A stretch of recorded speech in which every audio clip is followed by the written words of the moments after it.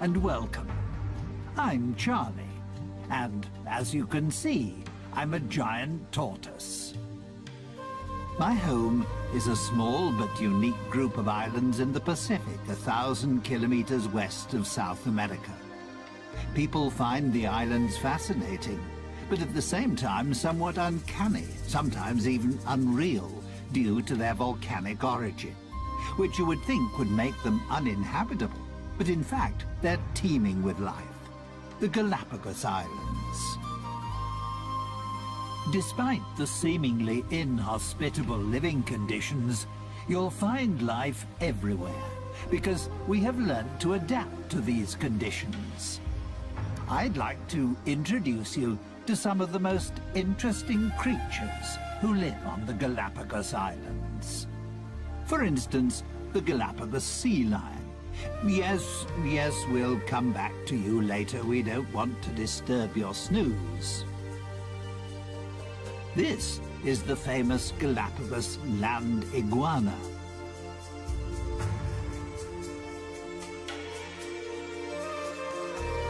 And here, its even more special relation, the marine iguana.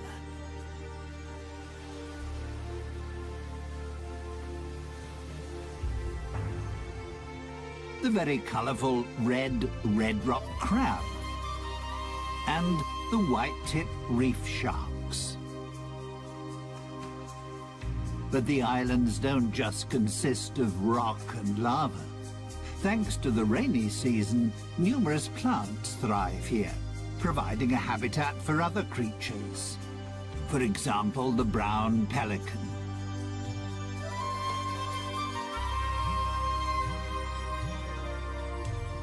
And even flamingos feel at home here.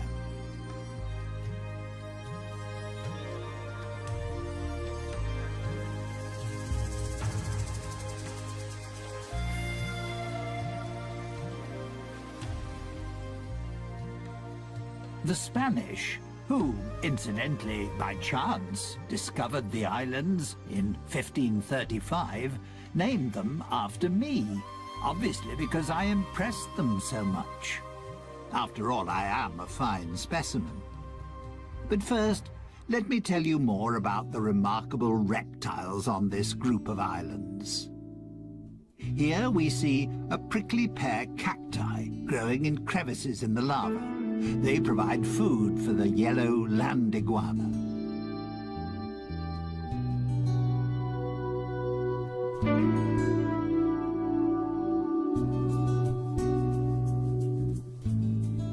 Its appearance is a little unusual, shall we say, due to the countless spiky crests on its head, which make it look rather like a geode turned inside out. The fact that the female land iguana uses the hot volcanic sand to hatch the clutch of 3 to 12 eggs she has laid is the reason why land iguanas are mainly found on Fernandina. It's the most westerly and youngest island of the archipelago. It lies directly above the volcanic hotspot, which was responsible for the creation of the group of islands.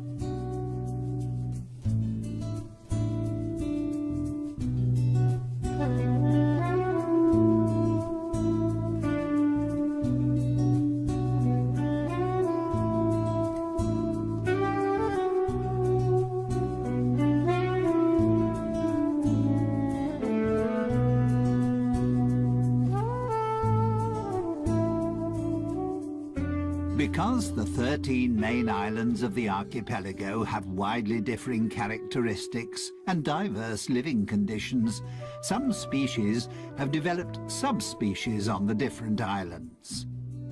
That's why, apart from the ordinary land iguana, you'll also find the Santa Fe iguana, which has an even stronger yellow coloring and a more spiky appearance.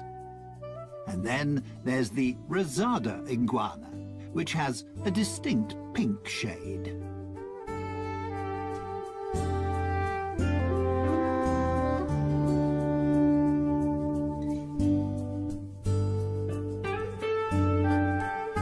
The male land iguana iguana marks his territory by sitting on a rock in full view of everyone. That's his way of guarding the hole he has dug with his partner for her to lay her eggs.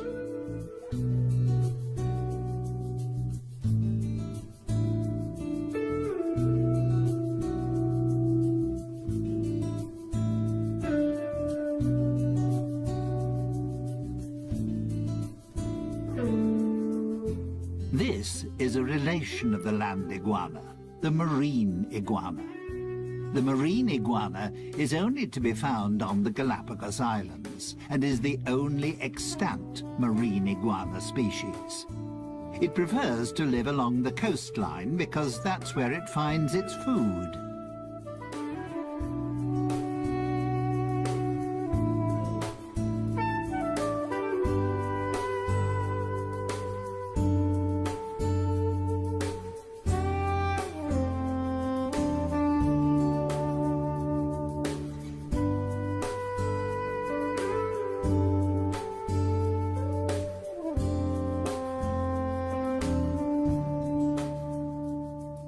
It feeds mainly on algae and seaweed. The excess salt it takes in when feeding is excreted through special salt glands in its nostrils.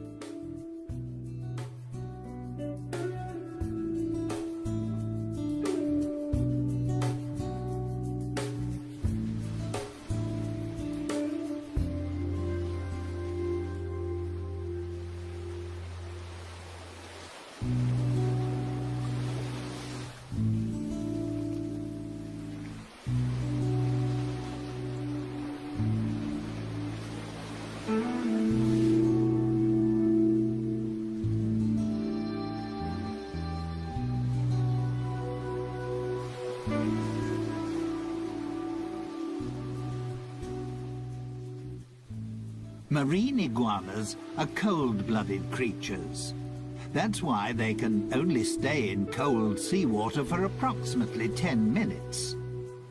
They are, however, outstanding swimmers and are able to dive to depths of up to 9 meters. Once they're out of the water, thanks to their dark skin, the sun quickly warms their bodies up again.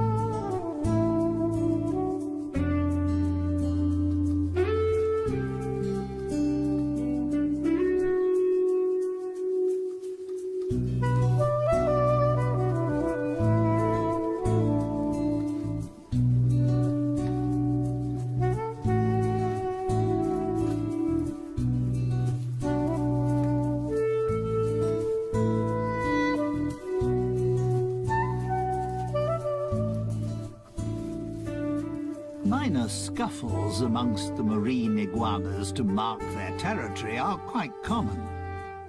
The main problem for them is the Galapagos hawk. Marine iguanas are the prey of choice when the hawk is feeding its young. And that just happens to coincide with the time when the marine iguanas retire inland to lay their eggs, making them an easy prey for the hawks.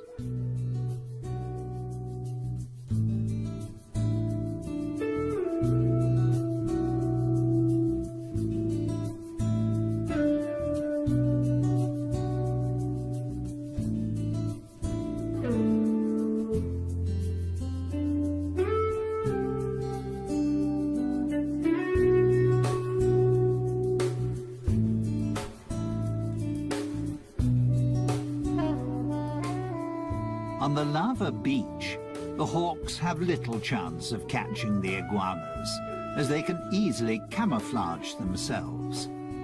Due to their grey skin and dragon-like appearance, they're hard to distinguish amongst the rocks.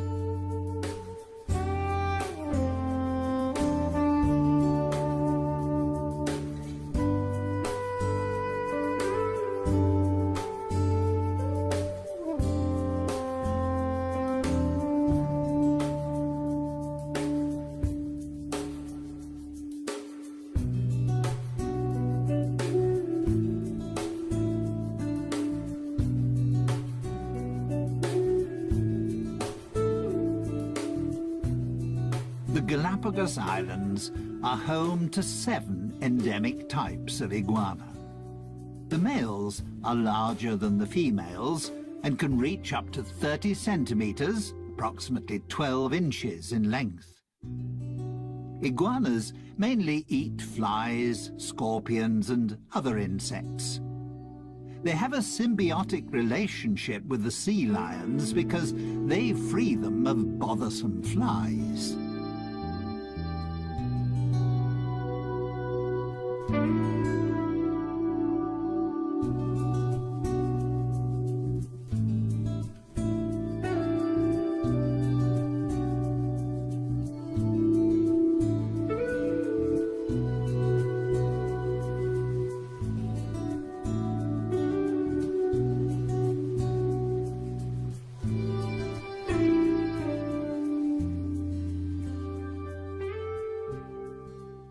That was all quite impressive, wasn't it?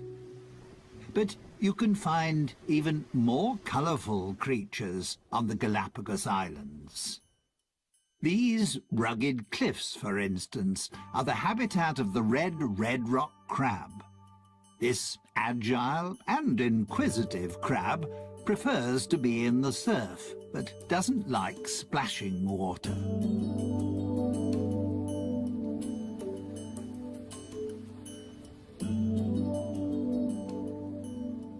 Its main source of food is algae, which it gnaws off rocks, together with other marine organisms.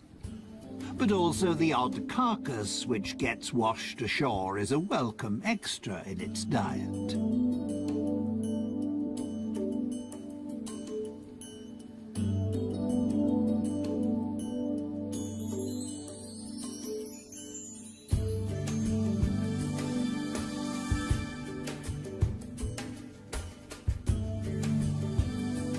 The red rock crab is extremely agile and can move in any direction extremely quickly, which means it can easily escape an attack by seabirds and conceal itself between the rocky crags.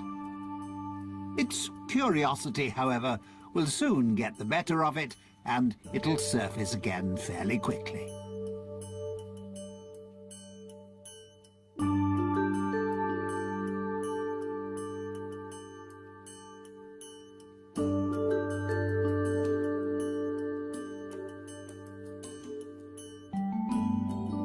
Young crabs have a black colouring, while more mature crabs have a brownish or reddish colouring.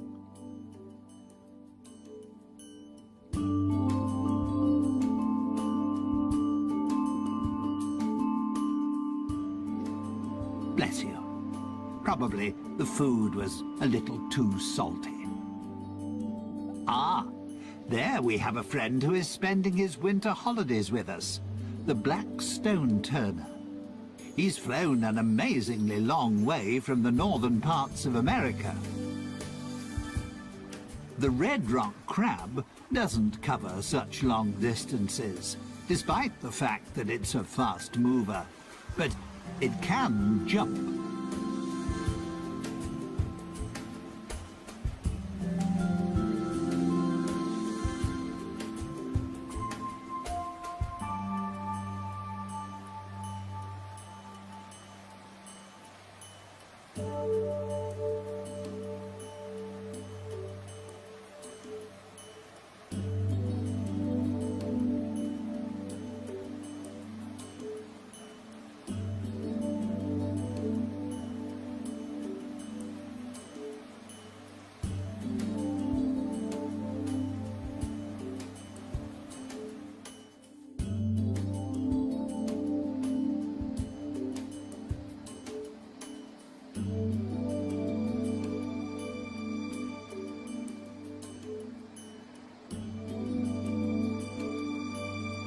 The name red rock crab doesn't mean that nature has decided that all the crabs must be this color.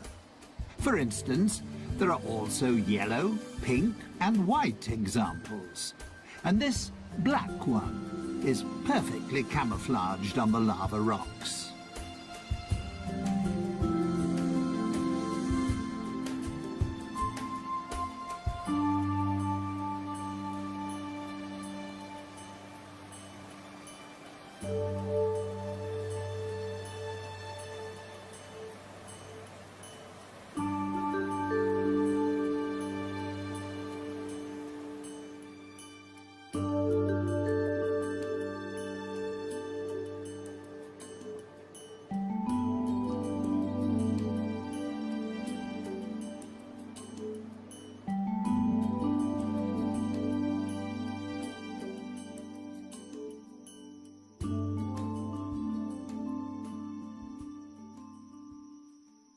So, not everything is grey and bleak on my group of islands. There's so much more. There's one sociable and playful species that adds a great deal to life on the islands, and I'd like to introduce them to you now.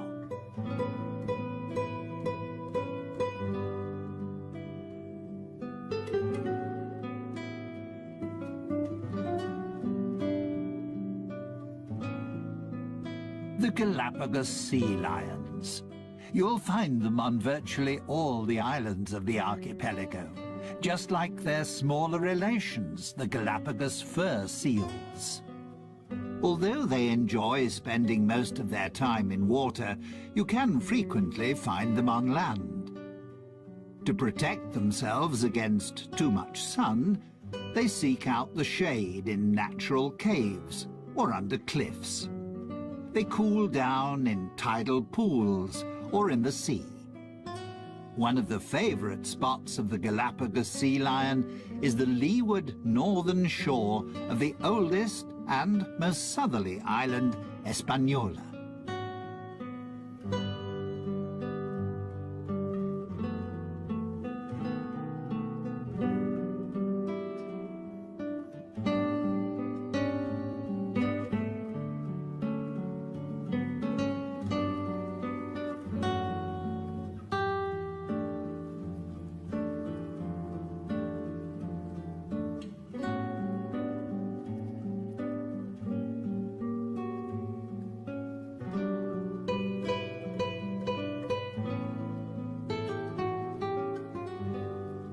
Here's a female with her pup. The relationship between the two is extremely close. Not surprising after a gestation period of 12 months. And she will continue to breastfeed it for another few months. A sea lion pup only becomes fully independent after 3 to 4 years. That's how long it takes for the females to reach sexual maturity.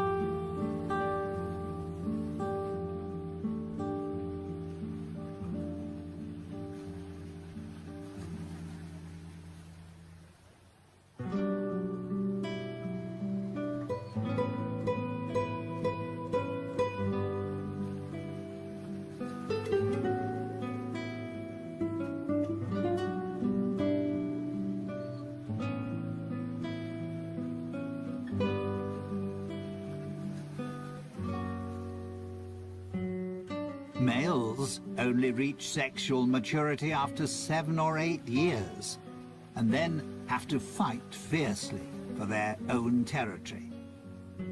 This also makes them more aggressive and short-tempered than the more playful females.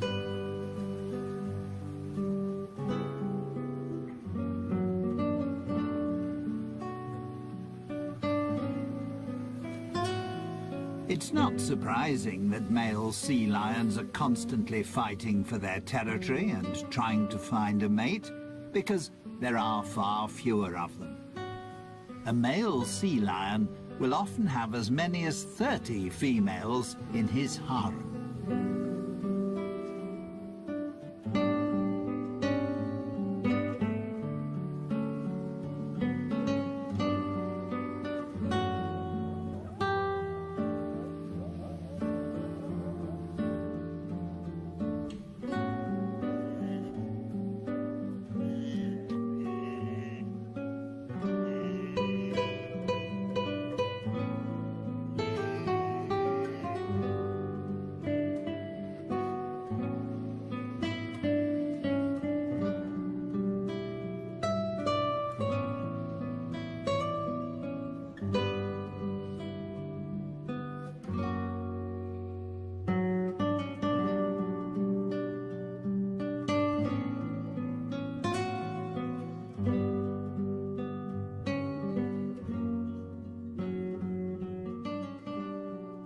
Sea lions don't always have beautiful, dense, dark brown fur.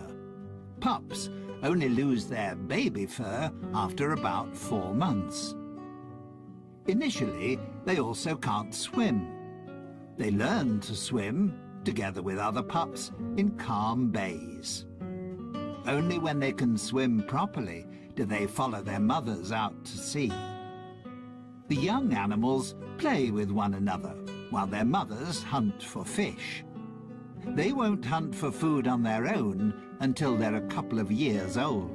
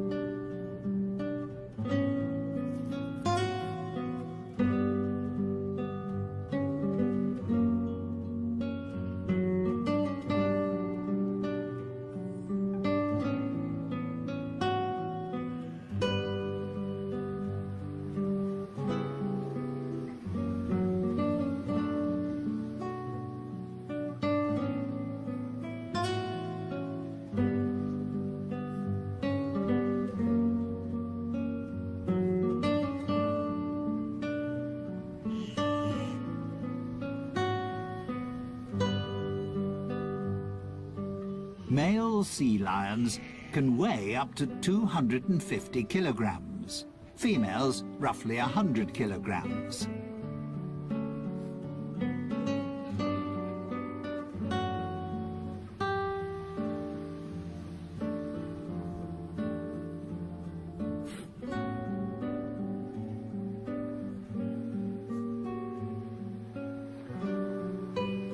There are between 20 and 50,000 of them on the Galapagos Islands. The reason for the huge difference in numbers is partly due to a weather phenomenon, El Niño. It occurs in irregular cycles and in different degrees of severity. The results, however, can occasionally be disastrous.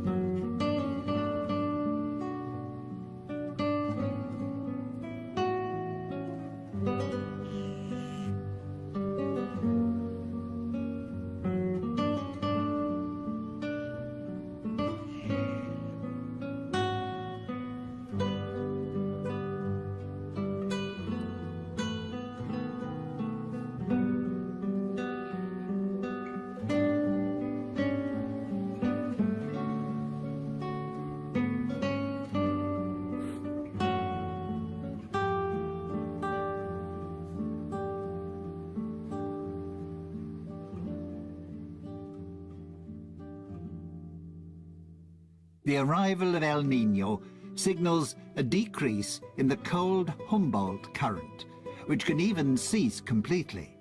The temperature of the seawater rises, causing plankton and small fish to die. This disrupts the food chain, because seabirds and fish can't find sufficient food. Their only chance is to leave the area if they want to escape their sad fate. The situation can prove fatal for seals, as they no longer find any food, and many starve to death.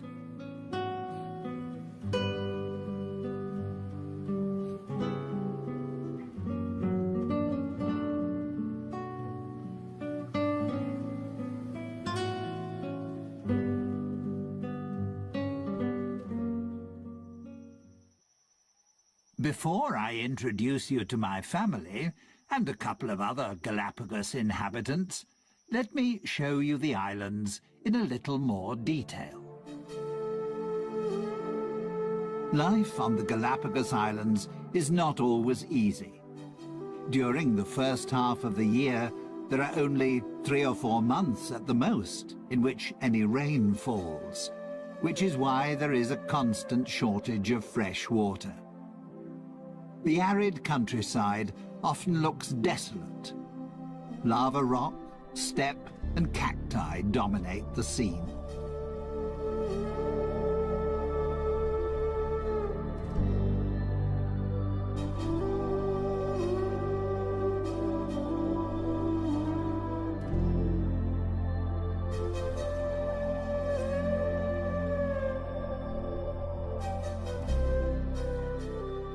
The Galapagos Islands are of volcanic origin. They're the tips of a huge range of volcanoes, a hotspot which is still active. 6 volcanoes erupt on a regular basis. The archipelago is the region with the world's greatest volcanic activity.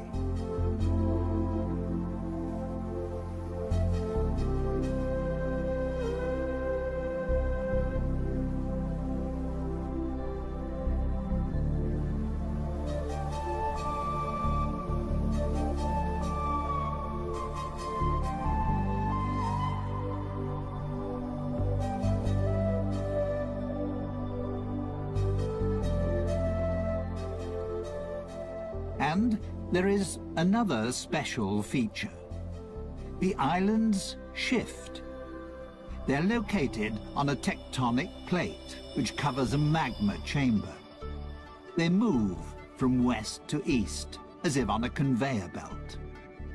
That's why Fernandina, in the west, is the youngest island, and Española, in the east, is the oldest.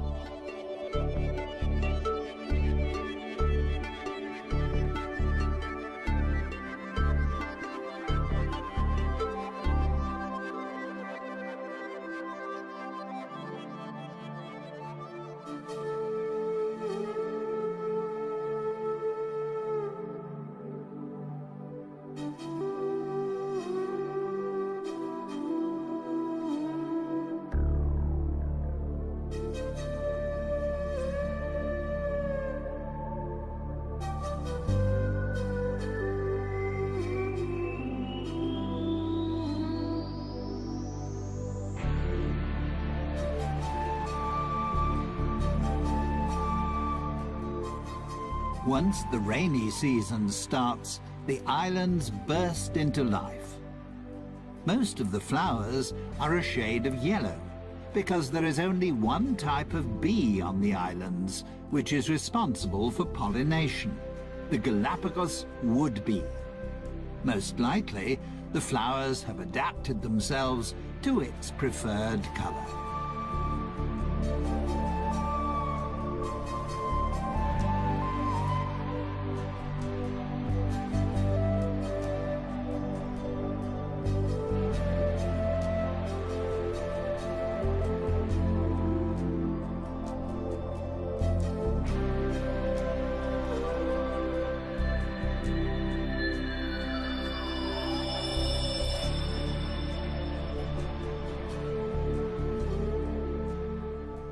These are prickly pear cacti. They are propagated by the Galapagos rat, which feeds on their seeds. The hard shell of the seeds is crushed during digestion, and after being excreted, the seeds start to germinate. These extremely hardy plants store nutrients that provide food for other creatures. The iguanas certainly have no fear of their thorns, and also for my fellow tortoises, they provide a welcome change to grass.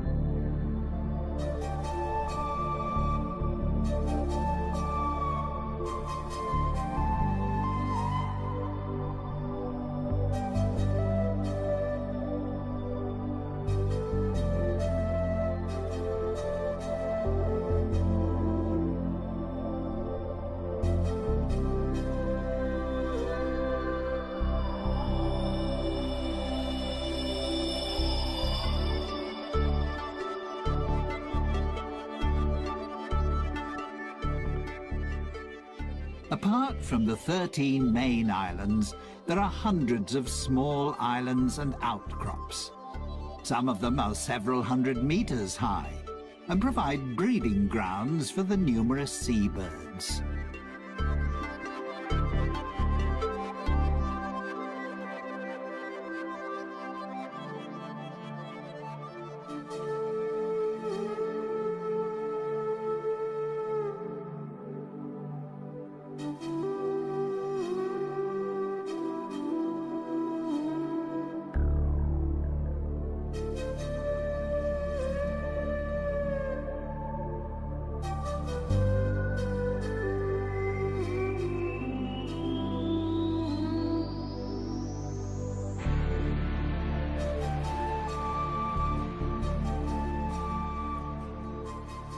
The Galapagos Islands were made famous by Charles Darwin, who discovered certain aspects of life here that formed the basis for what was to become his theory of evolution.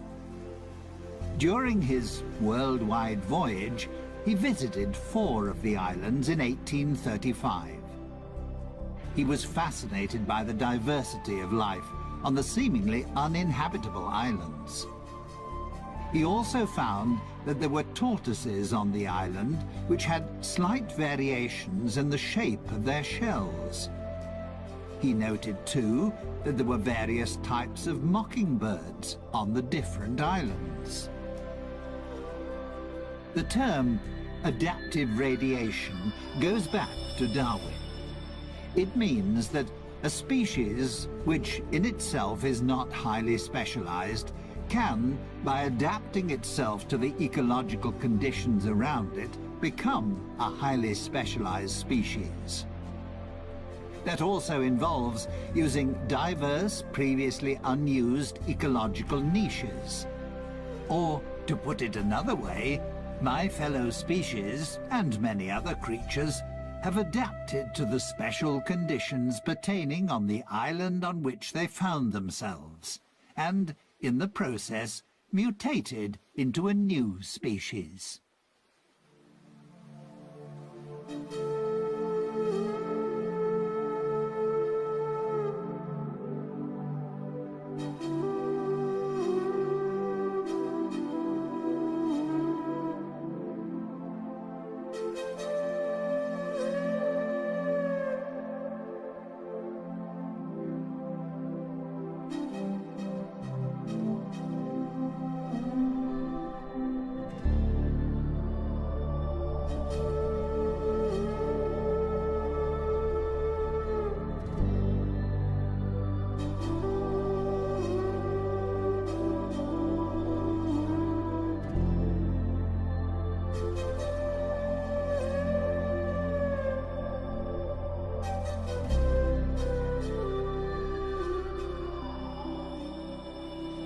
A gathering of white-tip reef sharks.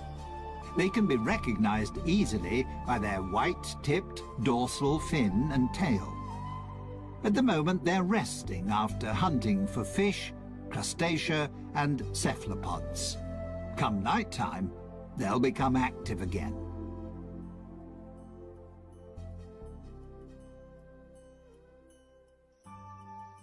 This is my family.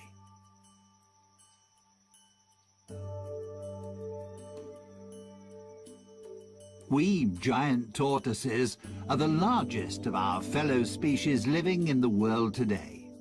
We can weigh up to 300 kilograms and live for up to 150 years.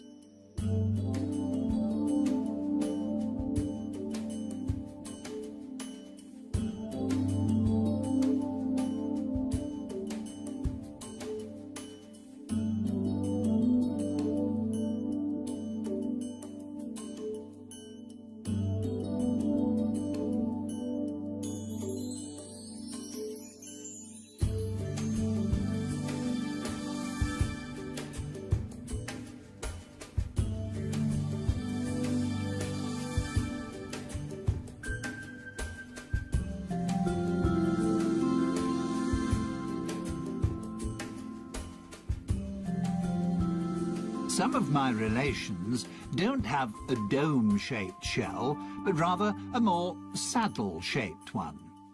The front end is bowed upwards. That's particularly useful when you need to raise your head up to reach taller plants.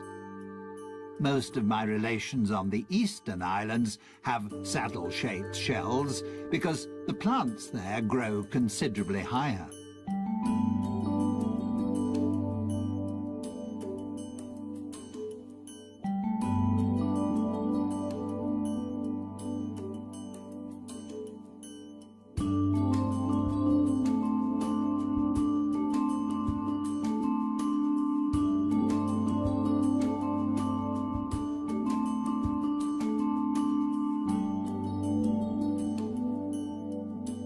Like the iguanas, we giant tortoises have concluded a pact with the small birds that live on our island. Finches and woodpeckers feed on the parasites and ticks on our skin.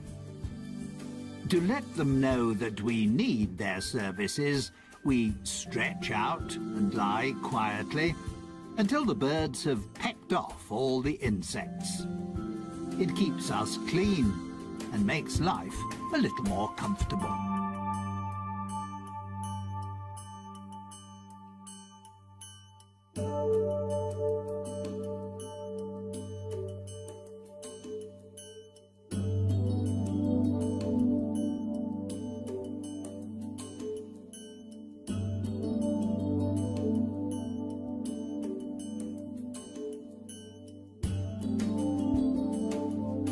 Our diet consists of grass, herbs, climbing plants, and berries. If our shells allow it, and we can stretch far enough, we also enjoy the juicy fruit of the prickly pear cacti.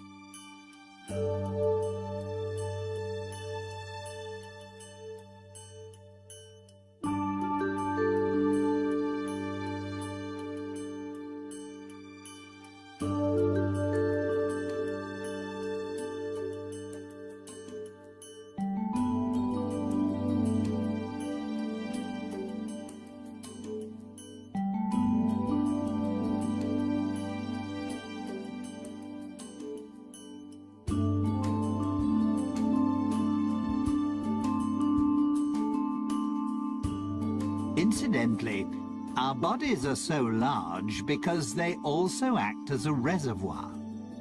We can store enough fat to last a year without food. And we can even manage without water for several months. We're very frugal. On this archipelago, that's sometimes an absolute necessity. With the possibility of a volcanic eruption at any time, or if El Niño returns, it's a good idea to have a little in reserve.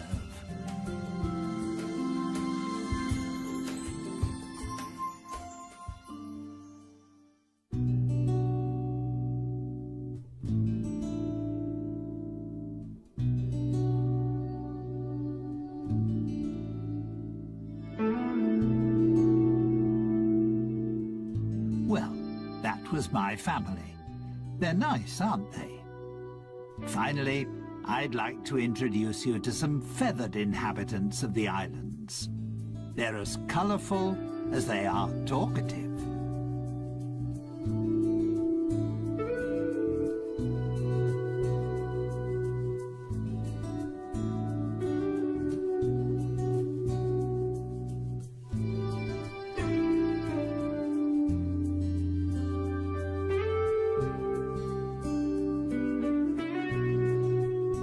The roughly 500 flamingos which live on the Galapagos Islands are immigrants from the Caribbean.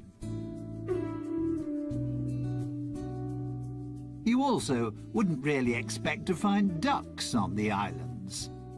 But there are several thousand white-cheeked pintails here, and they feel just as at home as the flamingos.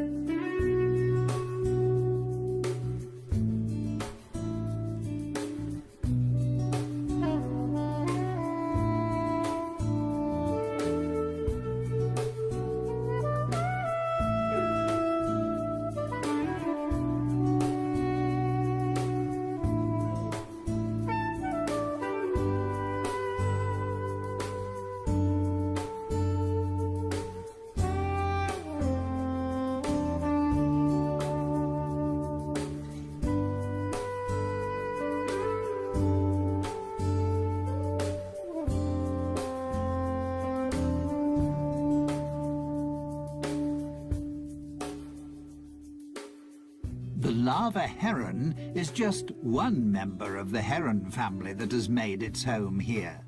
They feed off the plentiful supply of fish, just like the brown pelicans, one of which is just cleaning his plumage.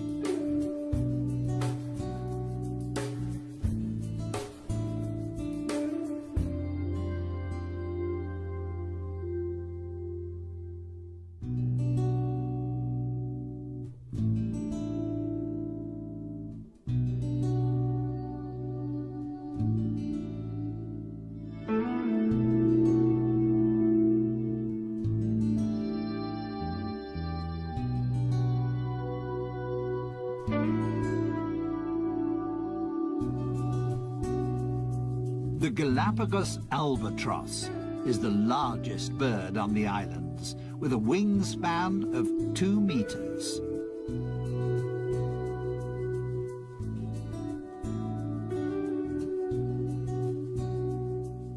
Some 12,000 couples breed on Hispaniola, virtually the whole world population.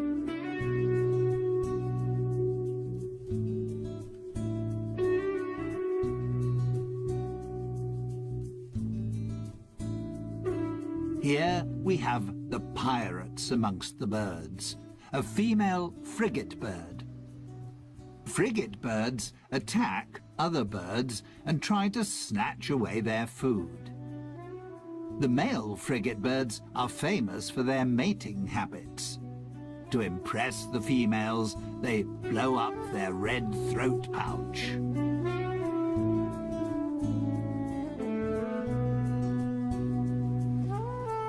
Someone else who appreciates the cold waters of the Humboldt and Cromwell currents is the Galapagos penguin. Due to various environmental influences, such as El Niño, as well as numerous natural enemies, like the sea lions and Galapagos hawk, they are now an endangered species.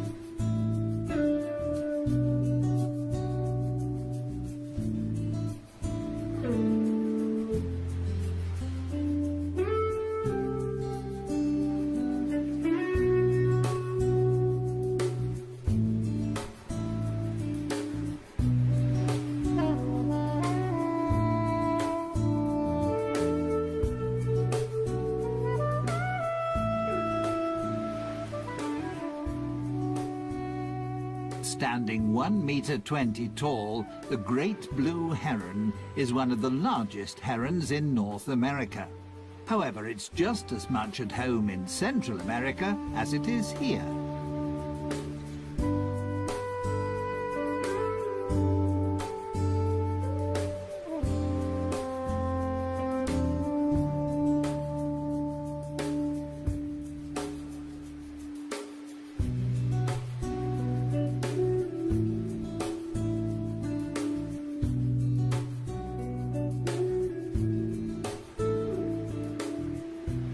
Stalking the beach, on the lookout for fishes, crabs or algae, is a dusky gull.